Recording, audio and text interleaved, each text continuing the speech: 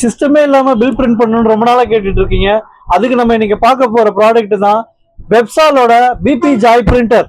இந்த பிரிண்டர் வந்து பாத்தீங்கன்னா 2 இன்ச்ல உங்களுக்கு பில்லிங்காக யூஸ் பண்ணலாம். ஓகேங்களா? இதுல வந்து 11 டைப்ஸ் ஆஃப் ரிப்போர்ட்ஸ் எடுக்கலாம். ஒரு நாளைக்கு 1000 பில் பிரிண்ட் பண்ணலாம். 1100 ப்ராடக்ட்ஸ் வரைக்கும் இதுல ஆட் பண்ணலாம்.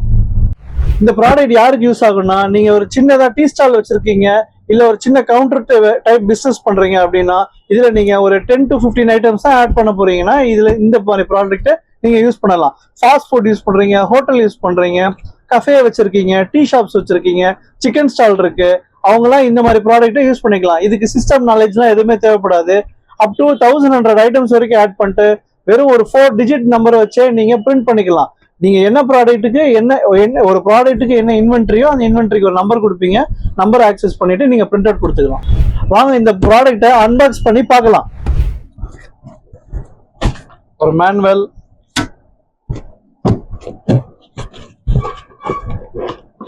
ஒரு பவர் அடாப்டர். இப்போ நம்ம பார்க்கறது வந்து பேட்டரி மாடல் கிடையாது. ஸோ இது பவர் அடாப்டர், டைரக்ட் பவர்ல தான் ஒர்க் ஆகும். இதுல பேட்டரி மாடலும் அவைலபிள் இருக்கு. ஒரு பிரிண்டர்,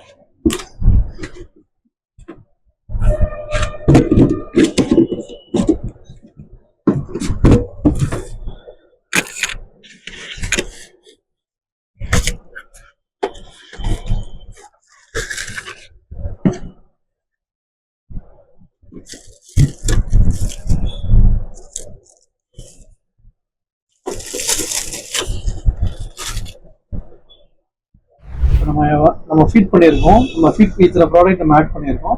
அந்த ஆட் பண்ண ப்ராடக்ட்டுக்கு ஒரு சின்னதாக ஒரு பில் போட்டு காட்டுறோம் பாருங்க. நம்பர் 1ல நான் ஆப்பிள் ஃபிக்ஸ் பண்ணியிருக்கேன். ஆப்பிள் எத்தனை கேஜி? 2 கேஜி நான் ஃபிக்ஸ் பண்ணுறேன். என்டர்.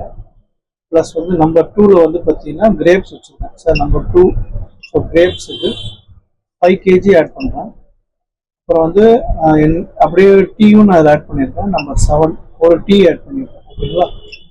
டீயும் வேணுனாலும் அதிலே நீங்கள் கவுண்டர் மாதிரி வச்சு நடத்துறீங்க அப்படின்னா இப்படி கொடுத்துருங்க. இப்போ டோட்டலுக்கு இது பில் வேணும்னா பிரிண்ட்னு கொடுத்துருங்க. கஸ்டமர் நேம் கேட்குறேன். நான் கஸ்டமர் நேம் வந்து கொடுக்குறேன்.